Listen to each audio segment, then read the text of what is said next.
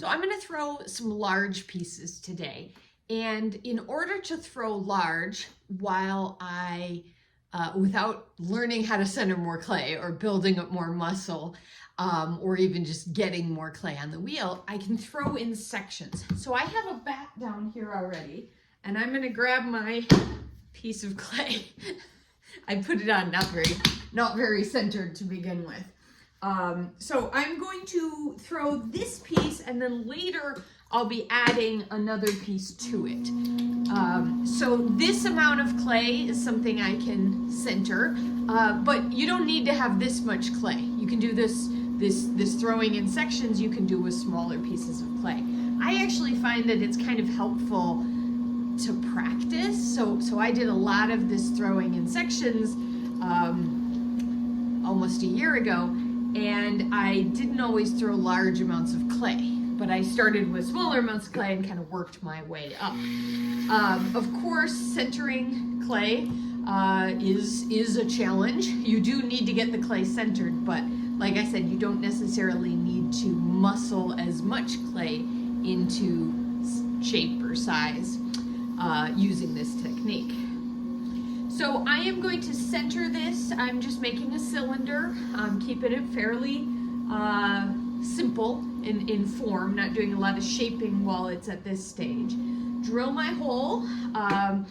I can check my floor thickness, make sure that I've got a reasonable floor thickness, and then I'm going to try to open out and keep my floor fairly flat. Now, some people who throw this way, throw in sections, you'll see them, so if you ever see a vase that's like, 4 feet high or person size or something like that, that'll be thrown in sections. And you can work your way up to those huge sizes, but I probably wouldn't start there. So I would start at a more manageable size. So I'm going to keep some thickness up here at the top as I go to pull my base. I'm going to keep the clay up there so that later on I can split it. Of course, right now it's going to help me make it easier to collar, so I can keep it a little bit on the narrow side. I'm throwing in my studio. It's winter. It's very cold outside, and my clay is cold and my water is warm, and it makes for an interesting feel with the very cold clay with the warm water on the top of it. All right, makes me want to use more water because it's so warm and pleasant. All right, so I am pulling this wall up. I want to keep it fairly simple in shape to begin with. I can do some shaping later. I can do some bellying out and stuff like that later. But I do want to get the inside figured out, make sure that's the shape I want it to be, because that's going to be hard to get to later. I am not going to do an undercut on this now, although I may come back and do it later. And I am going to get the water out of the inside, or the slip out of the inside. My sponge isn't quite, it's been sitting for a while, so it's not quite ready to be absorbent. All right, so my top edge is wider, relatively wide. It is above, like the clay is above the other clay. It's not at a significant angle. And I am going to slice into this rim and make a split. I'm going to split the rim. And I'm going to do that using a blade of the knife. And I find that when I talk, it bounces. So I'm going to stop talking. I might even, if I'm feeling unsteady, I can stick it in my shoulder. My knife's a bit shorter than the one I normally use, so I'm just going to hold steady and stop talking. So I drilled that line down into the clay with this knife, and then I very gradually stretched it out a little bit, got it a bit wider. I can even add a little bit of, or add my sponge or even a chamois in there to kind of stretch it out if I want to. I want a V shape in there, and I don't really want a lot of extra water in there, but I just want it to be a V shape. If the wall of the clay is my hands, I want the V coming into the middle. I don't want it like that or like that, because I want the weight to be right above the wall. That is where I'm going to add the next piece that I throw. I am also going to trim some, or I'm scoring basically. I'm drawing some lines in there to score that surface. I am not going to wire this off. I will clean off my bat, but I'm not going to put a wire under there or do an undercut because I need it attached to the bat. The other thing I need, I thought I had everything out, but I forgot. The other thing I need is a pair of calipers because I need to measure that inside wall diameter because I need to make the next piece fit it. I always like to use calipers when the when the clay is on the, on the bat, attached to the bat, because I find that if you, well, whatever, this one's going to stay attached to the bat. I guess it doesn't matter. I like to be able to spin it when it's on the bat so I can check that I'm looking actually in the widest part and I'm in the center there. All right, if I can get my pot off my bat off my bat pins, or my bat pins off my bat, as the case may be, I'm going to put a new bat down and throw my second piece. I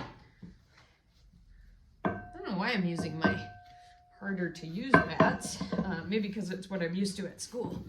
All right, so my next piece of clay doesn't have to be, but mine is a little bit smaller. And the reason I made it a little bit smaller is because I'm not going to put a floor in this one, and so I was going to have them be roughly the same size. That's not necessary. You can have them be the same size. Whatever your height of the two pieces you make separately is going to join together. And I'm just going to do two together today, I believe, or that's my plan. But I could join multiple pieces, so I'll show you kind of what I'm talking about when I get there. But I could throw several pieces and attach them together so I have a stack of 3 or 4 or 5 instead of just a stack of 2. I'm going to keep them simple today so the video stays short.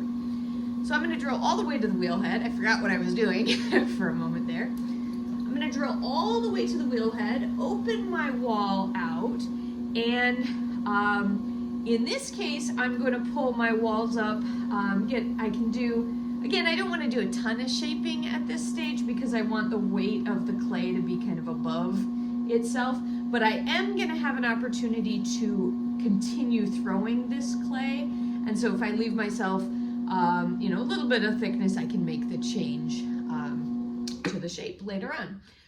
Find my calipers, and I want the top of this rim to be the same width as what I've just measured. I am going to shape it to a point, but first I'm going to get all the height I want because it's easier to change the position if I've got a little bit more clay there. All right. So I'm going to pull up this wall. I think I've widened it a bit too much, so I'm going to measure. Yep, I measured. I widened it too much, so I'm going to collar a bit. Collar a bit. And check that again. I've colored it too much. So stretch it out a bit, and it's easier to stretch than it is to goes faster. And now I'm going to, with my finger or my sponge or a chamois, I'm going to shape this section into a point.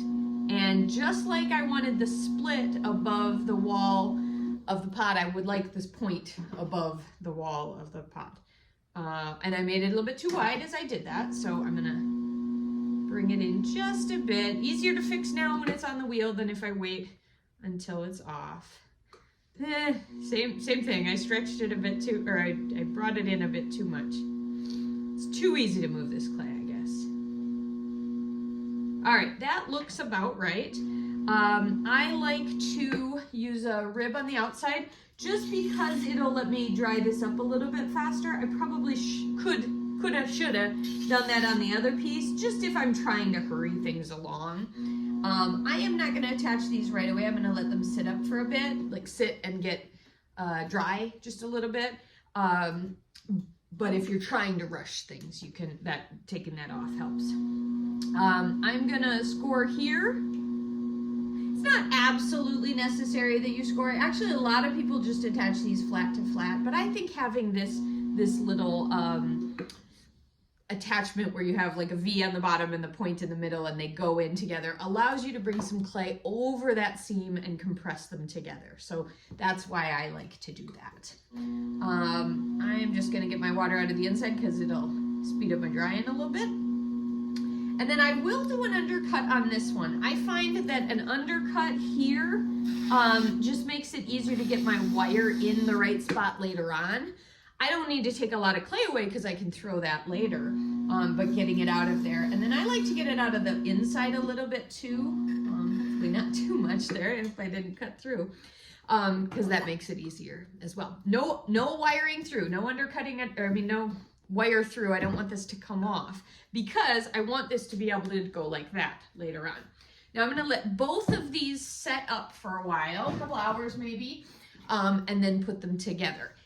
If, I forgot to say, if I wanted to, after I put these two together, so the wide one on the bottom, the narrower, or I mean the second one, the smaller one on top, after that point, if I wanted to, I could split this rim, which is now on the bottom but will be on the top when I put it together, and add another one. If I want to, I could do the next layer right now. Just make sure that I keep the measurement for when I get the other one ready.